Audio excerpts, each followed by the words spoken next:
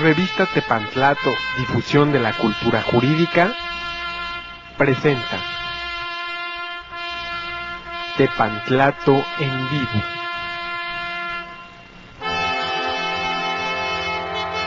Un programa para la difusión de la cultura jurídica.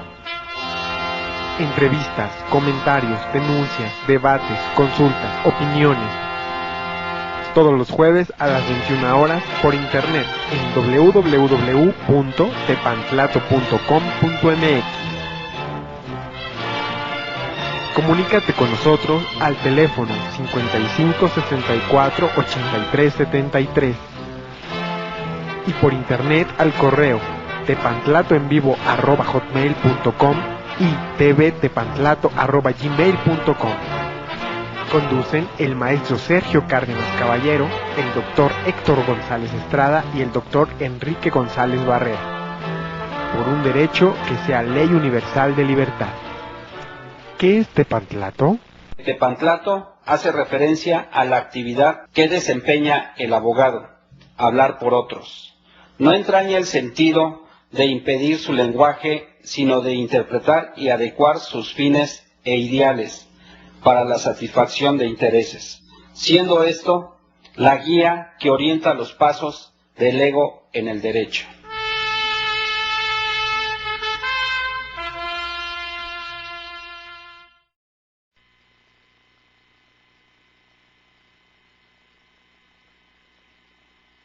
Esta vez viendo aquellos cibernautas que tienen ya por costumbre estarnos viendo cada jueves en este programa.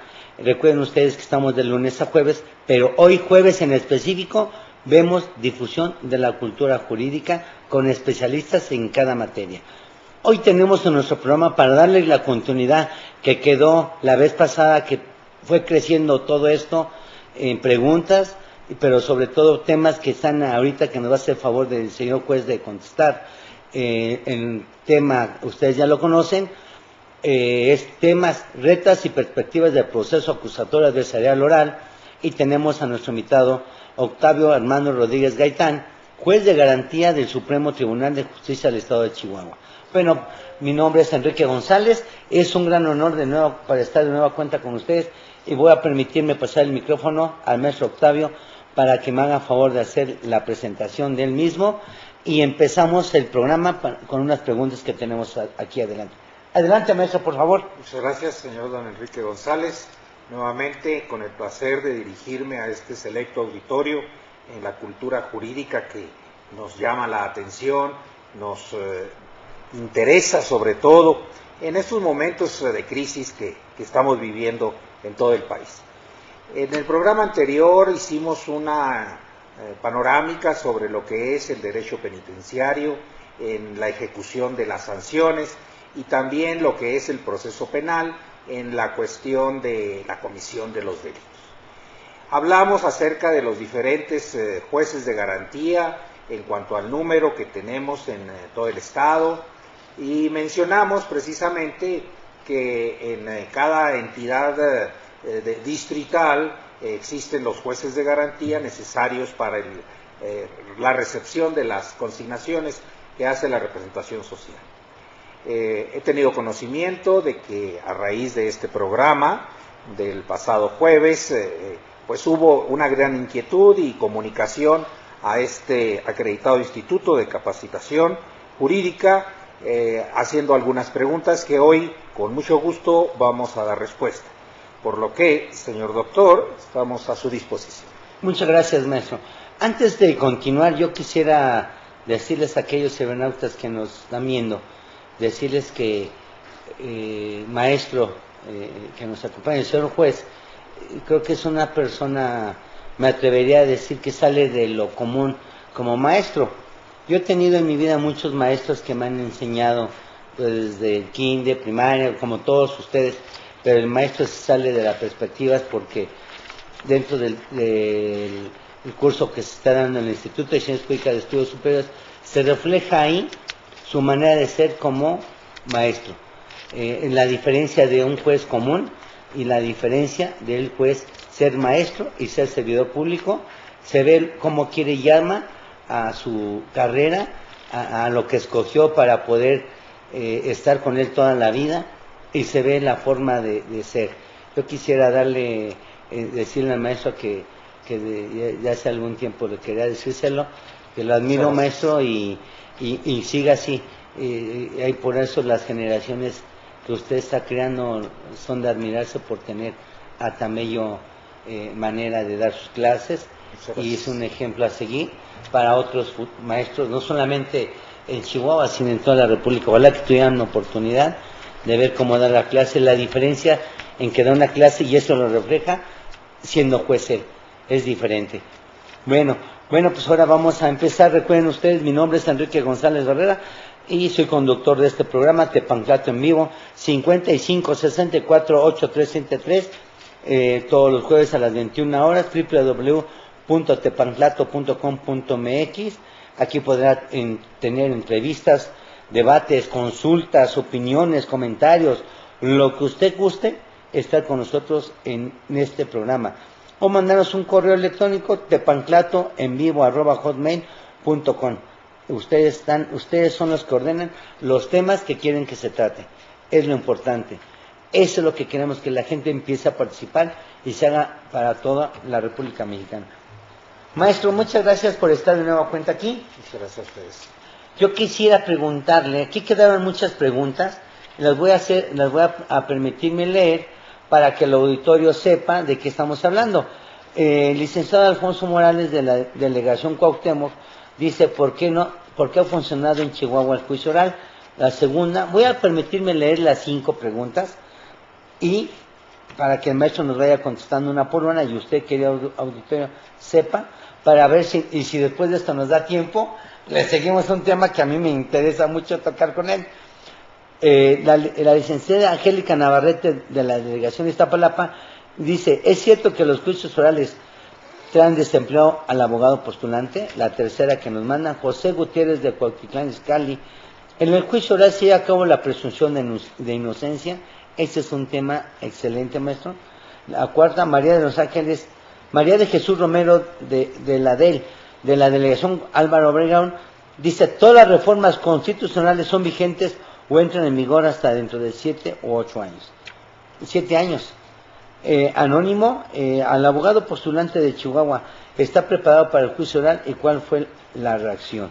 Bueno, maestro, ya que empezamos a leerlas, a mí me gustaría mucho que empezamos con la primera para dar contestación.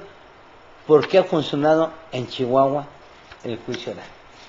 Pues es una pregunta que debe de agradecerse al señor licenciado Alfonso Morales, en virtud de que toca un aspecto muy importante y trascendental acerca del respaldo que la sociedad chihuahuense ha tenido a este sistema. No pasamos por alto que existe oposición también por parte de la sociedad sobre este sistema, principalmente cuando se trata de la aplicación de las medidas cautelares. El funcionamiento del juicio oral en Chihuahua ha funcionado a través de estos 2 años, 5 meses que llevamos en funcionamiento desde la capital del estado, que fue en la que primero se inició la aplicación y que progresivamente fue aplicándose en el resto del estado hasta completar todos los distritos judiciales. Pues bien, ha funcionado porque el Supremo Tribunal de Justicia, que hoy encabeza el señor licenciado don Rodolfo Acosta Muñoz, se ha preocupado por la capacitación de los diversos jueces y personal administrativo que funciona precisamente en respaldo y apoyo a las audiencias judiciales.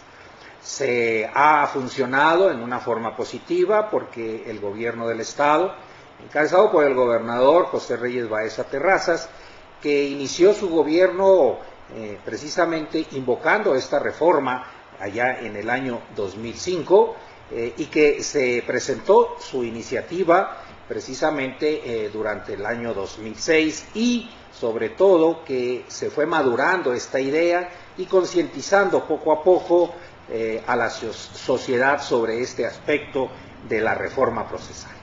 En un principio, como es natural, todo el mundo nos preguntábamos, incluso nosotros, los operadores del sistema tradicional o escrito, del cual pues yo formo parte del Poder Judicial desde 1977, como juez de primera instancia penal en Hidalgo del Parral para luego continuar en la capital del estado.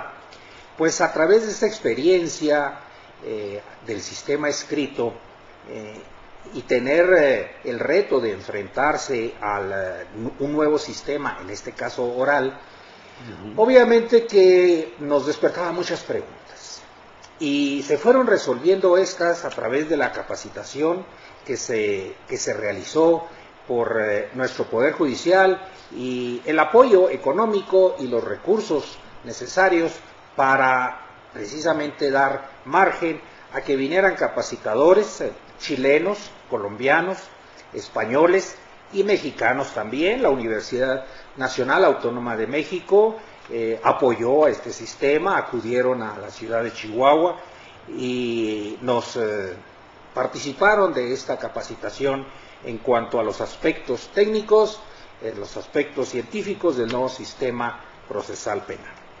Por lo tanto, hubo esa situación en la que se dieron a conocer todos estos aspectos y la selección que se realizó para el personal que iba a fungir como juez fue muy rigurosa. Esta situación poco a poco fue permeando en la conciencia de Chihuahua, de sus miembros, de sus conciudadanos, y de esta manera los que teníamos reticencias, quizá los que teníamos dudas, fuimos aclarándolas. Hoy yo soy un convencido de que este sistema de procedimiento oral es uno de los aspectos fundamentales para abatir el rezago en los tribunales, evitar los procesos largos, evitar el papeleo, y así damos una respuesta a la sociedad que quiere ver al juez de frente, quiere que el juez sea el que lo escuche precisamente, y que en el sistema escrito no se podía hacer, y no porque no se quisiera, sino porque el mismo sistema establecía para el juez muchas otras actividades. Claro. Por estas razones y muchas otras que podríamos invocar, a mi criterio, considero que ha funcionado el sistema de juicio oral en Chihuahua y, pues, no dudando, como ya lo dije, de que existieron y existen todavía opositores a este sistema. Sí, debe de ser. En cuanto a la siguiente pregunta de la licenciada Angélica Navarrete, acerca de que si es cierto que los juicios orales traen desempleo al abogado postulante. Ese es buenísimo, maestro. Sí. Ese es aguas, fuerte. Debo de decir que las asociaciones profesionales de abogados, como la Barra Mexicana, Colegio de Abogados de la ciudad de Chihuahua, el Colegio de Abogados también, con sede en la capital, promovieron cursos de capacitación y no nada más para sus miembros, sino fueron abiertos al foro chihuahuense. La Barra Mexicana Colegio de Abogados acaba de terminar un curso ya especializado en justicia para menores adolescentes y que representa el aspecto ya técnico de este sistema, que tiene modificaciones del de adultos, pero muy especiales esas modificaciones, atendiendo obviamente a las edades de estos menores infractores. Luego entonces, pues, bajo esta perspectiva, no todo el foro chihuahuense se inscribió en esos cursos. No todos, a pesar de que algunos fueron con costo, pero no fue un costo excesivo, fue accesible. Por ejemplo, puedo decir, para que se den una idea, ¿verdad? En general, 800 a 1,000 pesos el curso. ¿verdad? Excelente. Entonces no es una cantidad que no se pueda pagar. Maestro, yo le quisiera pedir un favor. Bueno, yo sé que es difícil, pero ¿cuántos podemos decir abogado postulante en materia penal habrá aproximadamente? No tendrá una... Materia penal. En materia penal. Pues digamos, haciendo un análisis, una retrospectiva en el ámbito tradicional, sí, pues hablaríamos de los que más frecuentaban los tribunales del sistema tradicional, pues pudiéramos hablar de 100 personas. 100 abogados, personas. sí. Digamos que tradicionalmente éramos los que veíamos ahí. Que Claro son que fuertes. esporádicamente podía presentarse algún otro, ¿verdad?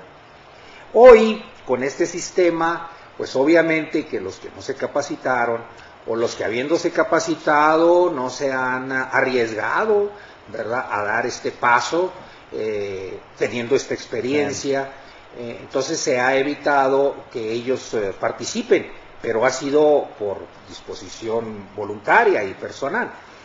En los tribunales de garantía, podemos decir que el 95% de las causas penales se siguen por los defensores penales públicos.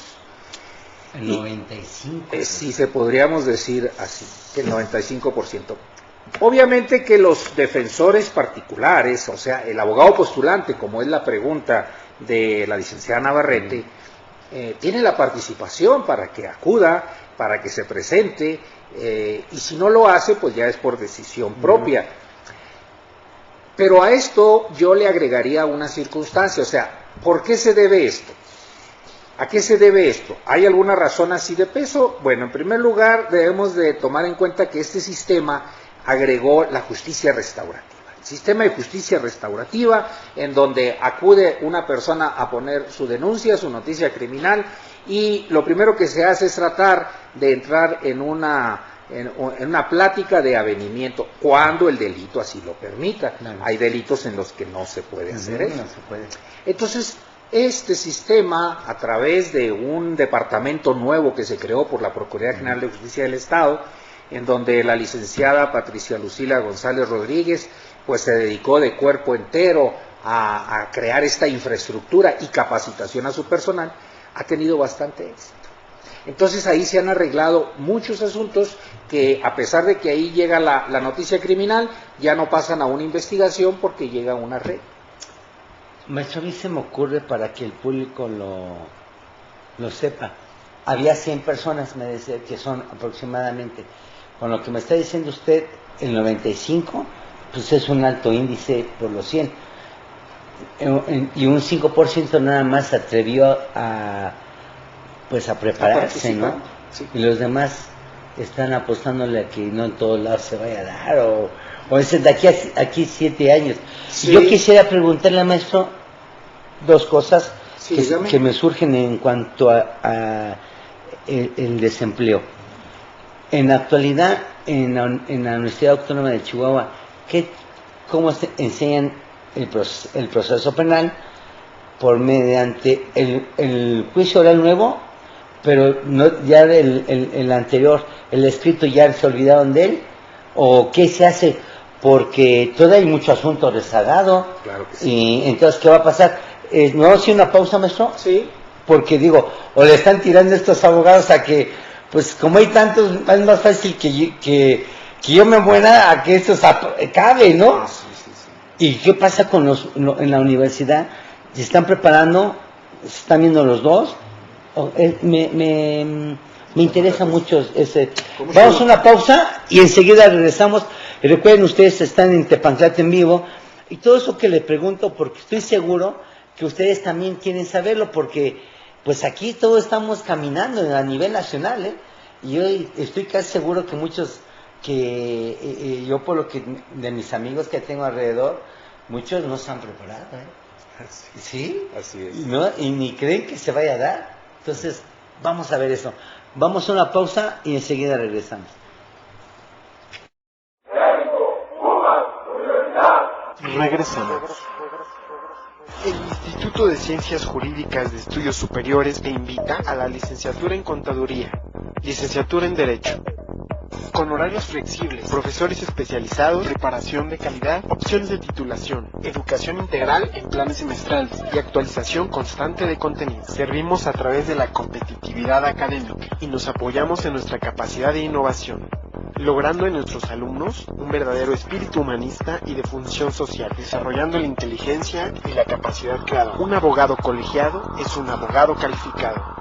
Pregunta por nuestras becas, hasta de un 50% de descuento. Estudios con reconocimiento oficial de la SEP. Visítanos en Avenida Baja California, número 157, Colonia Roma Sur, Delegación Cuauhtémoc, código postal 06760, en la Ciudad de México o contáctanos en www.insiges.com.mx o a los teléfonos 5564-8373 y 5564-8661 o escríbenos a nuestro mail insiges@yahoo.com.mx. Para los retos de hoy, una educación integral. Te esperamos. 23 años de experiencia nos respaldan.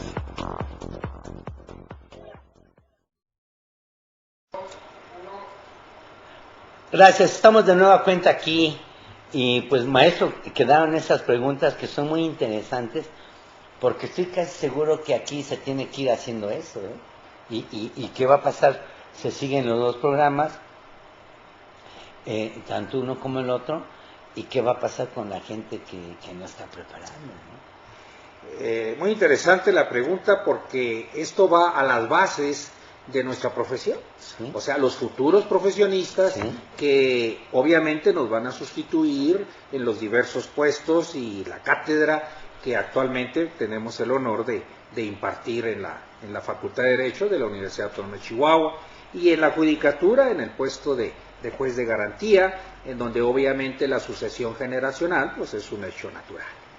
Efectivamente, la Facultad de Derecho actualmente, a través de la dirección del señor director, don Rubén Portillo Arroyo, ha tenido esa preocupación y se ha materializado ese deseo de la actualización en cuanto al nuevo sistema y continuar con el estudio del procedimiento escrito.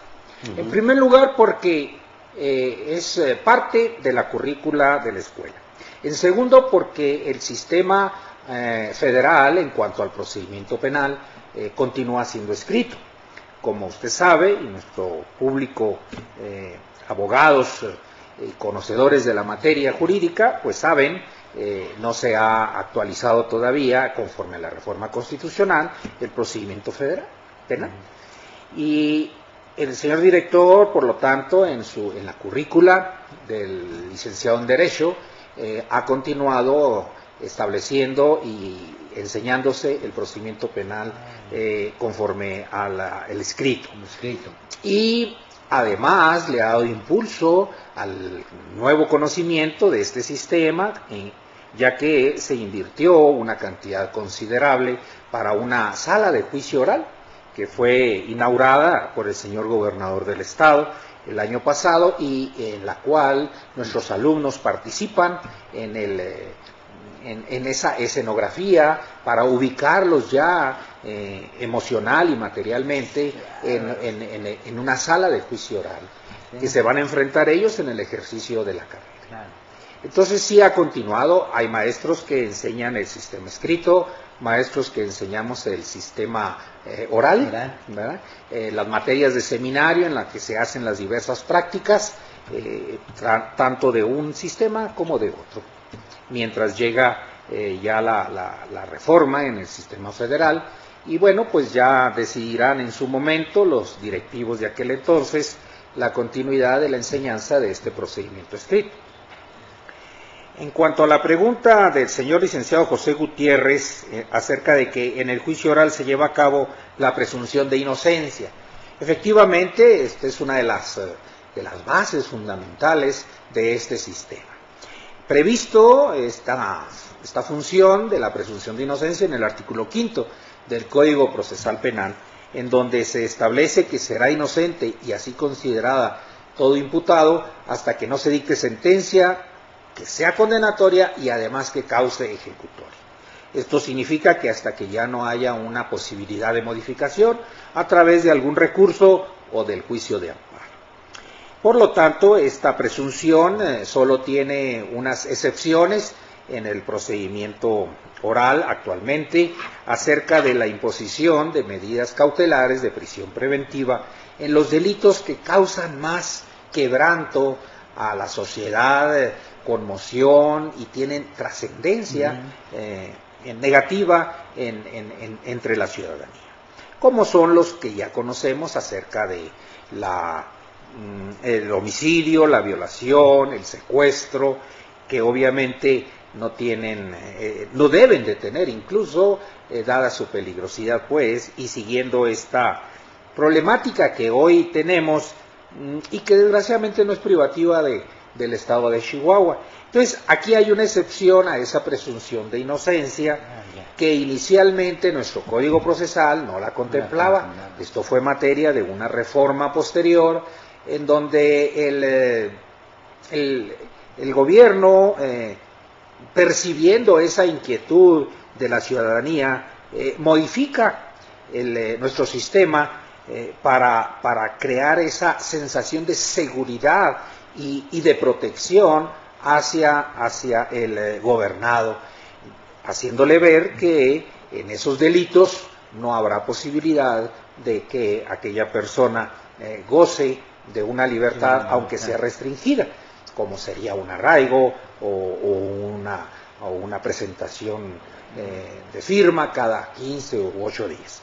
Entonces, sí, la presunción de inocencia es una regla general y como toda tiene excepciones, que serían en este caso esta que le estoy comentando. En cuanto a lo que nos pregunta la licenciada María de Jesús Romero sobre ¿todas las reformas constitucionales son vigentes o entran en vigor hasta dentro de 7 años? Bueno, en nuestro estado de Chihuahua, en virtud de que cuando sobreviene la reforma constitucional, en junio pasado, nuestro estado de Chihuahua ya tenía contemplada y vigente y positiva esta reforma. Entonces lo que se hizo aquí fue que el Congreso del Estado hizo una declaratoria en donde cumplía de esta manera con la reforma constitucional, con las legislaciones ya que habían entrado en vigencia el 1 de enero del 2007, escalonadamente en cuanto al tiempo y espacio. Primero entraron en el Distrito Morelos, al año entraron en Ciudad Juárez, Distrito Bravos y otros más, y en julio 1 del año pasado en el resto del estado. Entraron por partes. Así es. Territorialmente entraron en fases, en sucesiones.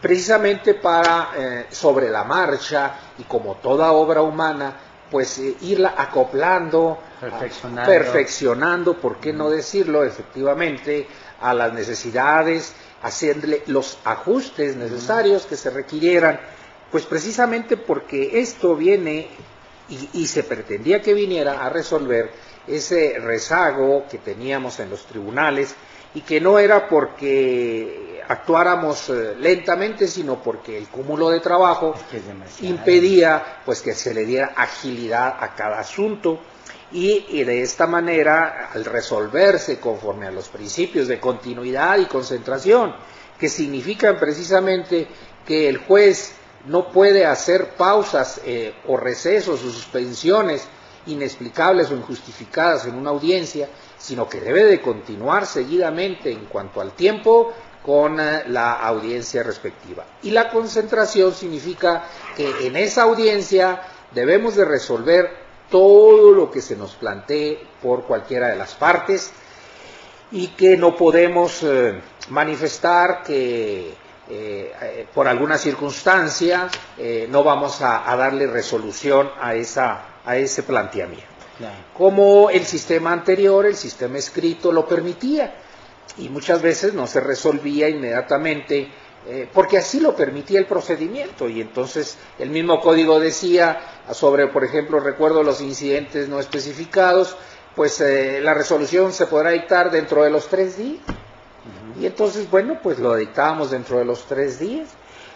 Muchas veces, debo de reconocerlo, que nosotros como jueces, pues ya teníamos el conocimiento de cuál iba a ser nuestra resolución. Pero decíamos, bueno, la voy a pensar más, voy a buscar una jurisprudencia, voy a ver este tratadista para que vaya bien fundadito. Bien fundamentado. ¿Verdad? Y ahora no quiere decir que lo hagamos rápido o sobre las rodillas, Claro. no. porque también podemos pedirle a nuestro encargado de sala que nos proporcione alguna jurisprudencia que sea adecuada al caso, ¿verdad? Que nos proporcione algún libro de algún maestro en donde venga aquel comentario que nosotros conozcamos para reforzar nuestra decisión. Así es. Entonces, nosotros tenemos pues esta posibilidad, pues. De ahí pues que estas reformas en Chihuahua obviamente que ya entraron en vigor. Como dice el artículo transitorio de esta reforma constitucional, se da un plazo de hasta 8 años a partir de su publicación para que todos los estados se ajusten a ella. Y conforme vayan legislando, pues va entrando en vigor. Es importante un comentario que usted hacía, señor doctor González, acerca de que se puede invocar estas normas constitucionales independientemente de que existan ya en una ley secundaria estatal en cada entidad federativa sobre ello, efectivamente siguiendo la aplicación de la vigencia de la norma constitucional. Así podría también hacerse. Sí, es muy interesante esto. Y ahorita, ya al término de esto, maestro, vamos a contestar y me gustaría ver si nos da luz a todos sobre esta parte de presunción de inocencia. Pero ahorita vamos a terminar eso. Y por último, no menos importante, y no por orden pusimos que pensamos que era más importante, no, así recibimos y así las ponemos. El abogado postulante de Chihuahua está preparado para el juicio oral, ¿y cuál fue la reacción? Bueno, pues como ya lo habíamos comentado al principio de este programa, el abogado postulante de Chihuahua se ha capacitado, el que ha querido, el Poder Judicial, cuando nos encontrábamos presentes en la preparación, muchos cursos los hizo abiertos, no solo a su personal que tenía asignado, a sus jueces, sino al foro chihuahuense. Y las barras participaron, como ya lo indiqué, el colegio también participó, la Universidad de Chihuahua a través de la Facultad de Derecho realizó para los maestros un curso, así es, vinieron conocedores de la materia y nos impartieron pues los diversos aspectos del procedimiento penal. Y entonces hubo pues un interés por las instituciones públicas para dar a conocer esto. Claro que ya en algunos postulantes pues acudieron y otros no acudieron. Entonces sí hay preparación, para mi modo de ver, sí hay preparación en el foro chihuahuense, y yo pienso que los que se han preparado pues o no les ha caído un asunto, como se dice, ¿verdad? No han tomado una defensa o una coadyuvancia. Ahorita que me estoy acordando de una persona que me preguntó, y a ver, porque me dejó una duda y le dije, voy a preguntar al maestro. Ella me decía que tiene un problema. Los juicios, prepararse, deben de ser económicos para que sea más gente. Porque como ahorita lo que está pasando en el Distrito Federal, que hay mucho asunto, pero no hay medios económicos. Y se están llenos los reclusorios. 12,000, 13,000, 14,000 gentes, pero no está. Y entonces el abogado se está teniendo que ir a varios, ya no solamente a penal, sino a civil, a familiar. Ahora sí, como dicen, a lo que caiga, no puedo ser especialista. Y me da cosa, maestro, porque ¿cuál fue la reacción? El abogado postulante está preparado, y yo estoy aquí preocupado, te lo voy a decir, maestro, que nos contestara, porque ya nos dijo hace rato las barras, los costos que están excelentes, pero de veras mucho abogado no tiene dinero, maestro, y se lo digo que yo lo veo.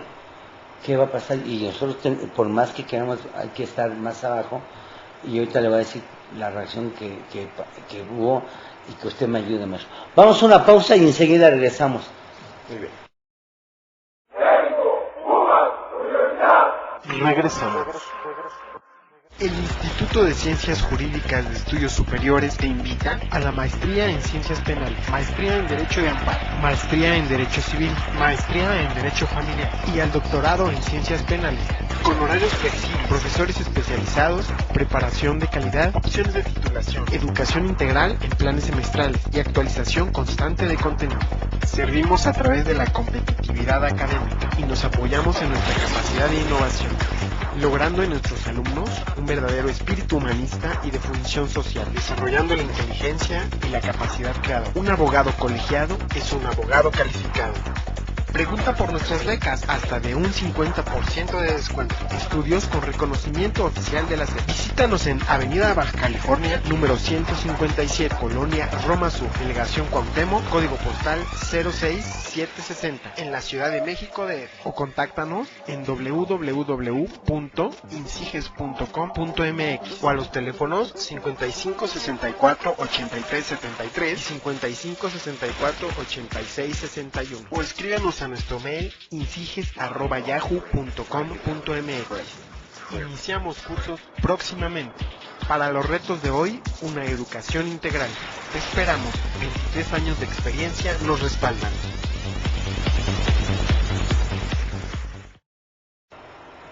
Muchas gracias, estamos de nueva cuenta, pues aquí platicando con el señor juez de lo que está pasando.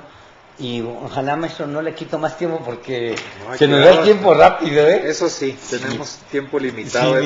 Sí, maestro, adelante, por favor. Bien, pues efectivamente al inicio de esta reforma procesal en el estado de Chihuahua se advirtió un fenómeno que era precisamente el de que por la justicia restaurativa se empezaron a solucionar muchos asuntos, los que se podían, otros incumplían con esos acuerdos iniciales de justicia restaurativa y entonces la víctima, el ofendido, presentaba su denuncia o querella y se seguía el procedimiento respectivo. Pero sí bajó considerablemente el volumen de trabajo para el abogado postulante en materia penal del fuero común. Y se advirtió este fenómeno porque entonces los abogados postulantes de materia penal del fuero común, pues obviamente que tenían que seguir trabajando para sostenerse y acudieron al ejercicio de otros derechos. Uno de ellos fue el derecho laboral. Muchos penalistas se fueron al ámbito laboral, ¿verdad? Tanto del fuero común como del fuero federal, y se notó más en el ejercicio del derecho laboral del fuero común. Entonces, tan es así que yo oí algunos comentarios de laboristas que habían ejercido toda su vida este derecho, pues que incluso catalogaron a los abogados penalistas metidos a laboral como la invasión de los penalistas en el derecho laboral. Bien, pues es una profesión de ejercicio libre, en donde el abogado pues puede participar en el ámbito laboral, fiscal, etcétera, ¿verdad? Pero sí se vio este fenómeno. Efectivamente, muchos de ellos no se capacitaron y muchos asuntos que inicialmente ellos traían se arreglaron en justicia restaurativa. Obviamente que pues cobraron lo correspondiente a su intervención, pero ya no fue lo mismo que llevar todo el proceso penal. Sí, efectivamente pasó este fenómeno y sigue pasando en cuanto al ejercicio de la profesión en el ámbito de la materia procesal penal. Así es. Pues ahí está, maestro. Y si usted me lo permite, maestro, yo quisiera hacerle unas preguntas para nuestro auditorio, no, pero a mí me llama mucho la atención la presunción de inocencia. Mandan a traer a una persona por algún citatorio, y aquí me gustaría hablar ya no del estado de Chihuahua, prácticamente, sino hablar del juicio oral, pero trayendo esta figura de la presunción de inocencia. Mandan a traer a una persona que declare por algún citatorio, o van por ella, muy amablemente la suben a su patrulla, y muy amablemente la dejan, y después le dicen que está arraigada. ya surten el arraigo. Van a perfeccionar el Ministerio Público la prueba. ¿Y qué pasa entonces, maestro? Pero en términos general, la presunción de inocencia en el juicio adversarial o juicio oral. Bueno, pues en primer lugar debemos de tomar en cuenta que cuando al inicio de una investigación hay ciertos datos que justifican el citar a una persona, entonces se hace esto, ¿verdad? Que es lo que usted está planteando. Ahora, acude esa persona, como usted dice, amablemente la trasladan a las oficinas correspondientes y estando ahí y atendiendo a su declaración, pues se advierte de eso surge un nuevo dato más de investigación que puede comprometer a aquella persona en cuanto a su probabilidad de responsabilidad, y de ahí que pueda surgir la posibilidad para la autoridad pues de ejecutar un arraigo que está autorizado. Entonces puede suceder esa situación, pero esto es en virtud de que a partir de su declaración existen otros elementos que no existían anteriormente y que justifican eso. Si no existe, digamos, este aspecto, pues yo considero que el arraigo, que el hecho de haberlo traído para una declaración y luego ejecutar ordenar un arraigo, pues no tiene un fundamento válido. Ah, no. Sí, porque pues no debe de ser, ¿no? No, no, claro, hay que actuar bien, dice el dicho, no hagas cosas buenas que parezcan malas. Claro, y se supone que el Ministerio Público es una institución de buena fe. Es una característica precisamente en la actualidad del Ministerio Público, la buena fe, y ser un órgano técnico que significa conocedor del derecho. Claro, totalmente. Maestro, bueno, pues entonces ahora sí son las dudas. Ahora sí quisiera que entráramos, ahora ya se dio contestación a esto, que era lo que usted quería dar la continuidad a esto para más adelante, y si usted me lo permite, maestro, entrar al juicio oral ahora sí, ya más abierto, y alguna pregunta que creo que a la gente le va a gustar, y yo empezaría con una, maestro, que sería importante, que creo que es importante para el mundo del abogado, y que mucha gente cree que esto va a tardar, o que nunca va a llegar, más bien, o que nunca va a llegar. Yo empiezo, maestro, como abogado, soy postulante, mi cliente me llama, voy con todo gusto a una agencia investigadora en el Distrito Federal, donde está el Ministerio Público, me pasan a la mesa de trámite, a la mesa de me toman la declaración. Maestro, si ya estamos en el juicio oral, en la mesa de trámite me toman mi declaración. Desde ahí ya la gente va a pensar, o que ya va a haber un juez para esto, o va a seguir o con la tradición. Ya en juicio oral, maestro, ya me va a tomar la declaración el órgano ministerial, como se conoce hasta ahorita, o qué va a pasar ahí. Es la primera, para que la gente lo sepa, porque mucha gente, maestro, tiene muchas dudas. Y creo que eso, vamos a empezar a hablar de cómo sale una fase, ¿no, maestro? Adelante, maestro, por favor. Con mucho gusto, señor doctor. Efectivamente, debemos de recordar que cuando se hizo la reforma en Chihuahua, nuestra Constitución no se modificó, porque aparte no podía el Congreso del Estado realizar dicha función. Y por lo tanto, nuestro procedimiento penal se hizo en base a nuestra Constitución, a los artículos básicos en el procedimiento penal, 14, 16, 18, 19, 20, 21, 22. Y por lo tanto se respetó lo que establecía la Constitución. Tan es así que hubo amparos al iniciar la vigencia de este sistema en el Distrito Morelos, en donde se encuentra incluida la capital del estado, amparos contra la ley, o sea, se fueron contra el Congreso del Estado, contra el Poder Ejecutivo encabezado por el señor gobernador por haberla promulgado, y los jueces de distrito no consideraron que estuviera inconstitucional o en contra de la Constitución, para empezar. Luego entonces, por lo tanto, la averiguación previa ¿verdad?, establecida en la función que señala el artículo 21 para el Ministerio Público de investigar y en su caso perseguir o hacer la persecución, entonces esa quedó intocada, con las modificaciones en el procedimiento de que el imputado, desde el momento en que compareciera, podía nombrar su defensor. Existía el principio de presunción de inocencia, que ya existía en nuestra legislación procesal anterior a este sistema, ya existía la presunción de inocencia, caso contrario a un código procesal que teníamos anteriormente, al de 1987, en donde se tenía no había presunción de inocencia, sino que la carga de la prueba era para la defensa. Pero a partir del Código Penal de 1987, entonces ahí desapareció y se invirtió ahora para el Ministerio Público. Entonces, desde ahí, el Ministerio Público, desde que se presenta la noticia criminal, sigue siendo autoridad, en la fase de la investigación, investigando los hechos.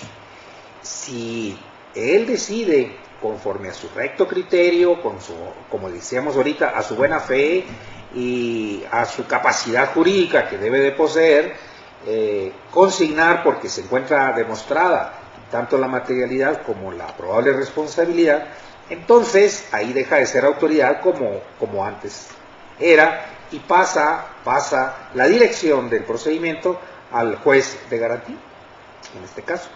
Luego entonces, pues, en la averiguación previa, actualmente, el Ministerio Público sigue siendo el órgano que investiga, él recibe las declaraciones, desde que comparece el imputado se le nombra defensor, si su defensor nombra uno particular y lo citan para determinado día y no va, la diligencia no se suspende, sino que se nombra un defensor público debidamente notificado su defensor particular, porque nos hemos encontrado con casos en los que está un defensor particular y luego se cita una audiencia, pero no lo notifican debidamente y le ponen un defensor público. Entonces, aquí no se trata de que siempre tenga un defensor, no, de que tenga un defensor que conozca de esa causa para que en verdad haga una verdadera y efectiva defensa. Porque el nuevo defensor público, el que se le va a imponer ahí, pues no es una persona que esté empapado del asunto, ¿verdad? Entonces, se ha planteado ese asunto y se ha resuelto de esta manera, ¿verdad?, dando tiempo. Hay que señalar audiencias, dando tiempo a que el nombrado esté bien notificado y comparezca. Eso. Y ahí ya ustedes están llevando en esta etapa de investigación, ya están llevando a cabo que el defensor de oficio, o más bien el abogado postulante, ya sea licenciado en Derecho. Efectivamente, nuestro Código Procesal Penal, desde antes de la reforma constitucional, ya se establecía esta situación. El que lleva la voz debe de ser licenciado en Derecho. Como la Constitución en su artículo 20 establecía que podía nombrar a un defensor persona de confianza, entonces nuestro Código Procesal obviamente que no se fue en contra de esa garantía. El Código Procesal también contempló que podía nombrar persona de su confianza, pero el que podía llevar la voz solamente era el licenciado en Derecho. Esto se refutó como una violación a la garantía individual, la cual no es así. ¿Por qué? Porque se amplía la garantía, se amplía dándole una mayor defensa. Total. Y el artículo 1 de la Constitución establece que las garantías solo podrán restringirse en perjuicio, pero no dice de que no podrán ampliarse. Esto es una ampliación, porque ahora lo va a defender y lo va a defender una persona capacitada, ¿verdad? Entonces, no pasó nada. Quitamos ahí a todas las personas que no tuvieran el título de licenciado en Derecho. Con esto se quitaron personas que podían medrar o explotar de alguna manera a los imputados, ¿verdad?, haciéndoles creer falsamente una situación jurídica que ellos no podían ni siquiera promover porque no conocían el derecho. Entonces se acabaron intervenciones de personas que antes, y debo de aclararlo, ¿verdad?, en donde siempre han intervenido personas con vasta experiencia que han adquirido y no en el aula. Debemos de hacer un reconocimiento a personas que con su experiencia y vivencia que han tenido a través de los años, luego se dedicaban a la postulancia, porque así se permitía en materia penal, pero desgraciadamente esto se degeneró en algunos vivales, ¿verdad?, que trataban de explotar esto y hacerles creer a ellos, a través de sacarles dinero, una situación jurídica que muchas veces no estaba en sus manos. Prometían libertad, prometían una sentencia absolutoria, cuando que, pues, obviamente no estaba en sus manos. No, se va más allá. Pues vamos a una pausa, pero antes de irnos a la pausa quisiera pedirle, yo ahorita la aprovecho, porque si Con no... todo gusto, no, y además quiero que sea el reflejo de mucha gente que lo quisiera tenerlo. Mi pregunta sería, ok, entonces siguen ese camino en esa fase de investigación como lo conocemos hasta ahorita. Así es. Ok, ahí no hay nada, ahí no existe el juicio oral. No. Perfecto, para que la gente lo vaya viendo.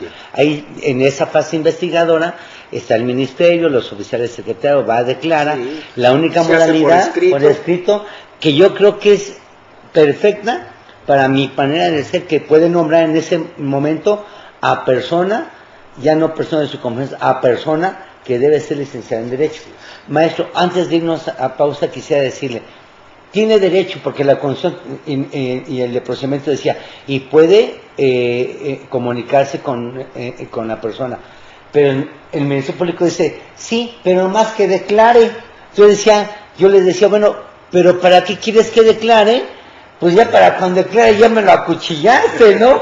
Pero debe de ser antes, no después. Vamos a una pausa y enseguida regresamos.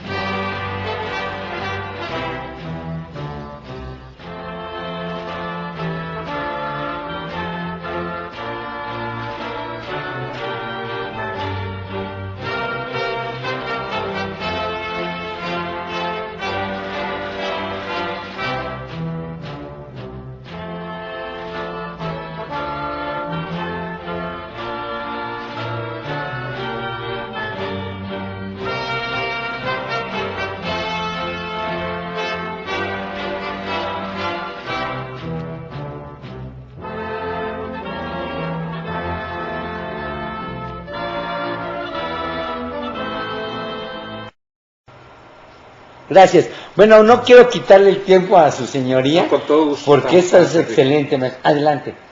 Bien, mire, en cuanto a esto, es muy importante, el artículo 7º de nuestro Código Procesal Penal establece precisamente la eficacia en la defensa, una verdadera defensa técnica. Y técnica significa, como ya lo indiqué respecto del Ministerio Público, que conozca el derecho y que sepa aplicarlo, además, no nada más conocer. En el Ministerio Público, que sigue ejerciendo la fase de la averiguación previa antes de la consignación a los tribunales, si así lo considera, obviamente que cuando se presenta un imputado con su defensor, debe de dársele la oportunidad para que conozca sobre lo que va a declarar, ¿verdad? Conozca el porqué de la acusación, y sobre eso, pues obviamente que va a declarar. ¿Cómo va una persona a defenderse de algo que desconoce? pues claro, primero tienen que decirle en qué consiste. Claro. Ahora, ¿cómo va el defensor a asesorarlo si no sabe en qué consiste la acusación? Claro. Es lo mismo. Entonces, obviamente que al defensor se le debe de proporcionar esa información. Como esta información en la averiguación, en la investigación, como se le conoce ahora, que se condensa en una carpeta y que de ahí viene su nombre, carpeta de investigación o carpeta de antecedentes. ¿Antecedentes a qué? Antecedentes al proceso penal, ya ante un juez. Debe de facilitársele al defensor, Claro. por supuesto, cuando el Ministerio Público está ejerciendo como autoridad la fase investigatoria. Que lo consigna al Tribunal de Garantía, y voy a poner un ejemplo, para un control de detención. Quiere decir que la persona la detuvieron en flagrancia y lo primero que vamos a hacer es resolver si se le detuvo respetándole sus garantías constitucionales, consistentes en si fue en flagrancia y si no estuvo más de 48 horas a disposición del Ministerio Público detenido. Bien, en algunas ocasiones en lo personal me ha tocado que me indica el administrador, señor juez, tenemos un control de detención ahorita a las 12 del día. Muy bien, son las 11:30, entonces acudo yo a las 12 del día. Y en la audiencia, la declaro abierta, y me dice el defensor, señor juez, quiero hacerle saber, antes de que usted empiece con el debate, dándole la palabra al señor fiscal para que exponga sus argumentos, quiero hacerle ver que me acaban de entregar 5 minutos antes de esta audiencia la carpeta de investigación. Por lo tanto, yo para hacer una efectiva defensa necesito conocerla. Y para conocerla necesito leerla, y para leerla necesito tiempo. Entonces le pido un receso, y ya ahí él considerará el tiempo, ¿verdad?, según el grosor de la carpeta, ¿verdad?, la complejidad del caso, y el juez también analizará en cuanto al tiempo. Obviamente que ahí el juez, con un recto criterio y su prudencia, pues que va a hacer un receso, ¿verdad? Claro. Tenemos presente el mandato constitucional que dice que inmediatamente que se ha puesto a disposición de una autoridad judicial una persona detenida en flagrancia, debe de resolvérsele si fue o no legal. Bueno, pero en este caso estamos también contemplando una garantía de defensa, ¿verdad? Y está solicitada el ejercicio de esa garantía por la misma defensa, ¿verdad?, que va en beneficio del imputado. Entonces no se puede decir, no, pues con esto se pierde la inmediatez en cuanto a la resolución. El juez no puede ser así tan formalista, invocando otra garantía en perjuicio del propio imputado. Entonces hemos concedido el receso adecuado, según lo que plantea el defensor, precisamente para vigilar esa efectiva defensa. Claro que esto han sido excepciones, debo de reconocerlo. Normalmente hay una coordinación entre los agentes del Ministerio Público, investigadores de una causa, y los respectivos defensores, porque una de las modalidades que se hizo al aplicar este sistema por parte de la señora procuradora González Rodríguez es que el agente del Ministerio Público que reciba la noticia criminal va a continuar investigando eso y luego lo va a seguir, en caso de que lo consigne, ante el Tribunal de Garantía. Y si aquello continúa conforme al procedimiento ordinario oral, pues lo seguirá hasta la audiencia ante el juicio oral, ante el tribunal oral. Esto revela, pues, que el agente del Ministerio Público esté bien compenetrado de la naturaleza de los hechos, lo conozca bien acerca de qué declaró cada uno de los diversos órganos de prueba, lo que contienen los documentos que puedan existir, las periciales, y ello representa obviamente una eficacia y una aplicación técnica y científica del Ministerio Público en la aplicación del procedimiento penal. Maestro, ahora el defensor tiene derecho ya en este momento a estar con su cliente, platicar con él, ya le dan ese derecho tácitamente de que adelante antes de que declare, ¿no? Así es. Ese es uno. Dos, otra cosa muy buena, porque usted acaba de decir un principio el principio, no, se aplicaba el principio de inmediatez, las primeras declaraciones prevalecerán sobre las posteriores. Y era bien, no hombre, este era fabuloso porque a todo el mundo se había condenado. Pero lo primordial es lo que yo veía aquí platicando con los jueces, decía, qué bárbaros, pero, y yo veía quién era su defensor, era su tío, el abuelo, qué sé yo, porque era persona de su confianza. Sí. Y yo le decía, ¿y este señor qué es? Pues era albañil, y el otro era albañil, y luego sacaron una tesis, luego una jurisprudencia, que se cumplía, maestro, con el principio de defensa, porque ya le habían dado ese principio de que una adecuada defensa porque cumplía con una persona de su confianza. Y decía, no es posible, no es posible. Y luego las primeras declaraciones son las que prevalecerán sobre las posteriores, y yo vi sentencias que qué bárbaros. Por eso ahorita yo celebro esto, maestro, porque me da gusto. No, y además estaba viendo el artículo 333 de nuestro Código Procesal Penal, en donde dice que los tribunales apreciaremos la prueba con libertad, atendiendo a los principios de la lógica, las máximas de la experiencia y los conocimientos científicos. Obviamente que hoy, como todo el foro jurídico de la República lo sabe, la confesión ha dejado de ser la reina de las pruebas. Claro. Hoy la prueba científica y la prueba presuncional prevalecen, precisamente porque dan más veracidad, dan más certeza de su veracidad que una confesión, que desgraciadamente estas reformas se hicieron, quitándole ese rango a la confesión, atendiendo a los abusos de la autoridad, ¿verdad? Porque yo recuerdo que cuando venían declarados en el sistema escrito por parte de la Policía Judicial, que tenía facultades para ello, y digo Policía Judicial porque en aquel entonces así se llamaba, todos venían confesos, todos venían confesos. Cuando venían declarados nada más con el Ministerio Público, pues unos venían confesos y otros no.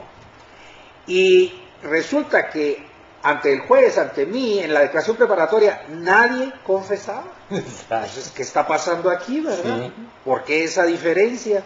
Bueno, pues ya después la realidad nos vino a dar la respuesta. Hoy, la prueba presuncional, que significa el cúmulo de medios de prueba coincidentes entre sí, independientes entre sí, y que llegan a una misma conclusión, eso es lo que, conforme a nuestro prudente arbitrio y recto criterio, es lo que nos va a producir convicción. Así es. No, Eso de las primeras declaraciones que tengan prevalencia sobre las posteriores, las valoraremos atendiendo a los principios de la lógica, la experiencia, y si esas primeras declaraciones están controvertidas con violencia física, por ejemplo, obviamente que las descartaremos. Además, debemos de recordar que la jurisprudencia de la Corte y de los diversos colegiados debe de aplicarse a la legislación para la cual está encaminada. Si la legislación cambia, obviamente aquella jurisprudencia ya no está aplicada, ¿verdad? Y esto ha cambiado en razón al nuevo procedimiento penal. Perfecto. Ok, vamos a dejar entonces, maestro, y seguirle para lo que antes de que nos corten. Bueno, ya está, ya declararon, está muy bien, ya tiene defensor, pudo comunicarse, ya. Pero ya dijo usted si es flagrancia, inmediatamente. Pero vamos a pensar que es un delito, un fraude, que están perfeccionando, está declarando, y el Ministerio Público, después de todo lo que hubo, ejercita la acción penal. ¿A qué fase entraría ahí, maestro? Cuando ya ejercita la acción penal, solicita que se vaya a un juzgado para que el juzgado, en este caso con usted, vea si gira una orden o no la orden. Y se sigue llamando orden de aprehensión, orden de presentación. ¿Cómo le llaman ustedes? Sí, en esto ha habido un cambio en el procedimiento. Como recordamos, nuestro procedimiento penal en Chihuahua tenía 4 etapas. La averiguación previa, que estaba a cargo del Ministerio Público, y le llamábamos así, etapa de la averiguación previa. La siguiente, que era la de término constitucional o preproceso, era a partir de que el tribunal recibía la averiguación y resolvía la situación jurídica. Luego entrábamos a la etapa de instrucción, en donde esta era precisamente, como su nombre lo indica, introducir pruebas al proceso, se ofrecían y se desahogaban en esa etapa para vistas a la defensa, a la sentencia que se veía venir. Luego, finalmente, la etapa de juicio, en donde se denomina así porque en esta etapa se va a emitir el juicio principal de todos los que se emitieron en ese procedimiento penal, en donde se emitieron juicios, pero de carácter provisional, por ejemplo, el juicio entendido como decisión judicial. La decisión judicial para resolver sobre una orden de aprehensión. La decisión judicial para resolver sobre una vinculación a proceso. La decisión judicial para negar una prueba. En la etapa de juicio se le llama así especialmente porque en ella se va a emitir la más trascendente decisión judicial, que es considerar si hay o no responsabilidad, si hay o no delito. Pues bien, en la etapa del procedimiento escrito inicial, llamada averiguación previa, ahí correspondía al Ministerio Público. Él era autoridad desde el momento en que le presentaban la denuncia hasta que consignaba. Luego entrábamos a la siguiente fase, que era la etapa preprocesal, y ahí el juez penal era la autoridad. El Ministerio Público pasaba a ser parte, como lo establece el procedimiento penal, y se sometía a la jurisdicción del juez. En el procedimiento actual solo hay 3 etapas, ya no hay 4 etapas. La primera fase se llama investigación, y en esta fase de investigación intervienen 2 autoridades, que son el Ministerio Público y el juez de garantía, pero no intervenimos simultáneamente, no somos autoridades al mismo tiempo. Primero el Ministerio Público, siguiendo el mandamiento constitucional del 21, investigar y la persecución, que sería la consignación. Cuando consigna el Ministerio Público, el juez de garantía recibe ese oficio de consignación, que puede ser, como usted lo indicó, para imputación o para un control de detención. Cuando está detenido sería para un control de detención, y cuando no está detenido, que lo vamos a citar a su domicilio, sería para imputación. El juez de garantía es el que va a tomar la dirección del procedimiento, pero estamos dentro de la misma fase de investigación. Por eso digo yo que intervenimos 2 autoridades, pero no en forma simultánea, sino separado. Primero uno y después otro. Esa es actualmente la realidad procesal en cuanto a la intervención del Ministerio Público dentro de la fase de investigación, la intervención del juez de garantía dentro de la fase de investigación. Así es. Bien. Maestro, se me quedan muchas preguntas, tendríamos que hacer usted y yo toda una semana, preguntas, y no te vamos a terminar, y tendríamos que diseñar un diplomado para usted y yo, para que la gente lo tuviéramos aquí, para transmitirlo, porque de verdad, no digo, es que la verdad, y tenemos que estar haciendo unos 3-4 meses, pero mire, lo importante es sembrar la inquietud a la gente, que vean ellos lo que está pasando allá, qué pasa con los abogados que no se preparan, ¿no? Eso es importante, maestro. Y que es una realidad, esto ya es una realidad, y sí me gustaría que vieran ellos que ya no solamente está en un papel, ya está haciéndose en forma escrita, y que les está a ustedes dando resultados, ¿no, maestro? ¿Con qué se despediría diciéndole, maestro, a la gente, al abogado? Ya no para un regaño, sino decirles ¿con qué se despediría, maestro? Yo les diría que toda obra humana es perfecta. Este procedimiento es un esfuerzo que trata de resolver una problemática que hoy vivimos. El procedimiento escrito surtió sus efectos, fue positivo, fue aplicable, fue eficaz en su momento. Hoy ya no tiene todas esas cualidades que acabo de mencionar. El Estado está obligado a buscar el bienestar de sus súbditos. Debe de buscar fórmulas, debe buscar soluciones diversas. Debemos de acostumbrarnos a cambiar precisamente nuestra forma de pensar y de vivir como lo hacíamos anteriormente. Hay que cambiar costumbres, hay que cambiar sistemas, hay que aprender nuevas cosas. Recordemos que uno de los aspectos que nos dan y nos mantienen jóvenes es la esperanza en las metas, los retos que nos vamos planteando en cada día.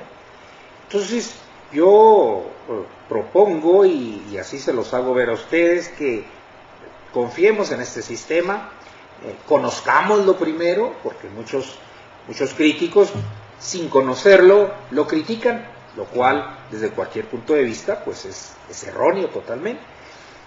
Conozcámoslo, veamos sus bondades, propongan en foros, en sus respectivas entidades federativas, los errores que ustedes les vean, en una discusión entre sus pares, se discuta, ¿verdad? Y se propongan las reformas correspondientes en sus respectivas legislaturas cuando les toque aplicar este procedimiento. Entonces debemos de tener confianza en este sistema. No es Chihuahua el inventor del mismo, ni se trata pues de tener esta preeminencia. Existe en otros países, ha tenido éxito en otros países. Chihuahua ha tenido la característica de que lo ha adaptado a sus propias necesidades. Se nos ha tachado de que somos copiones del sistema procesal chileno. La verdad es que no. Vienen los chilenos cuando venían a capacitarnos, y ellos se topaban aquí con un procedimiento, porque ya teníamos nuestro proyecto de Código Penal en aquel entonces, y resulta de que veían que había muchas diferencias. Para ellos allá la vinculación a proceso no es como la de aquí. Ellos allá el juicio de amparo no lo tienen. Nosotros aquí tenemos que fundar y motivar, porque si no el juicio de amparo pues viene a echar abajo esas resoluciones. Entonces no es una copia. Claro que dentro del contexto universal y sobre todo con la globalización que hoy tenemos, pues debemos de tomar lo mejor de lo que nosotros vemos en otros países. Chihuahua hizo eso a mi criterio, ¿verdad? Y lo adaptó a sus propias necesidades. Claro. Bueno, yo quisiera dejarles de reflexión eso, para que vean que el derecho va cambiando, es una ciencia, como ciencia va evolucionando, pero lo mejor que tenemos a la gente que lo está llevando a cabo. El señor juez está por terminar un diplomado, ya están a una semana por terminar, pero no solamente eso, quisiera dejarles impresos a ustedes que queremos hacer otro diplomado dentro de un mes y medio después, pero ¿por qué la base? Ya dimos un primer paso ahorita, maestro. Yo siento que tenemos que seguirle, porque tenemos que nosotros colaborar con este juicio oral. Es el primer paso, y tenemos que hacer más pasos, paso a paso, pero con pasos firmes en lo que viene. Quisiera despedirme, maestro, entregarle como un recuerdo de la revista Tepanclato, difusión de la cultura jurídica, este reconocimiento de nueva cuenta por estar aquí con nosotros. Este 11 de junio para nosotros es un placer que usted esté aquí, y se lo digo sin temor a equivocarme, maestro. Usted es de los jueces que llevan impreso en la camiseta, que es, además de ser juez, es maestro, y se le ve en el modo de hablar. Eso no es más que un reflejo de todos los años que han estado al servicio de la sociedad. Muy agradecido. Y ustedes, señores, pues se lo agradezco mucho a todos aquellos cibernautas que nos están haciendo favor de mirar. Recuerden ustedes que tienen un compromiso de lunes a jueves. Mi nombre es Enrique González Barrera, me despido de ustedes. Tepanclato en vivo, 55648373. Mándenos por favor sus comentarios, los tomaremos enseguida. Mándenos propuestas para ver a quién entrevistamos. Muy buenas noches y gracias por estar de nueva cuenta con nosotros.